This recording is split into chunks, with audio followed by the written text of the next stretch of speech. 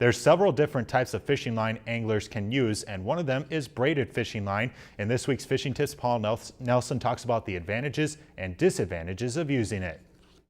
This week we're going to talk about fishing braided fishing line. There's some advantages and disadvantages with braided line, and we're going to talk about both of those. One of the advantages is braided line actually lasts much longer than monofilament line. Monofilament, you have to change it several times during the season because it wears out. It's negatively affected by the sun, so that the sun actually causes it to break down. But braided line will last a lot longer. Also, it's thinner in diameter. If you look at 8-pound test line in mono versus braided line, the braided line is going to be equivalent to about 2-pound test mono.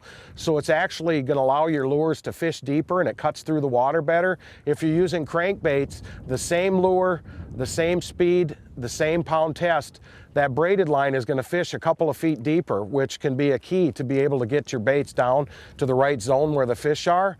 One of the disadvantages of braided line is that it's very highly visible, so you almost always want to use a leader. I use pure fluorocarbon leaders for it. If I'm fishing something where I want a longer leader, I actually tie the two pieces of line together using a blood knot.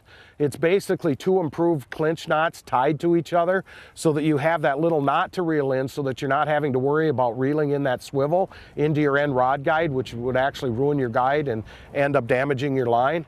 So you either tie it together with a perfect knot with two pieces of line, or you're going to end up using a swivel. On this one, I've got a swivel where it's the braided line, then a swivel, then a fluorocarbon leader, and I use it down to a snap on some lures if I'm going to use an artificial lure like a jigging puppet minnow, or if I'm using a crankbait, I'll actually use a snap on the end of the line to help reduce twist. So if you're going to use some line this year for braided line, make sure that you use a leader. Use probably 8 or 10-pound test is usually the best. It's much more durable, so it'll last a lot longer and fish a lot better. It's a little more expensive, but the investment is usually worth it, and it'll help you catch more fish. This has been the Fishing Tip of the Week, and I'm Paul Nelson with the Bemidji Area Lakes Guide Service. If you've enjoyed this segment of Lakeland News, please consider making a tax-deductible contribution to Lakeland Public Television.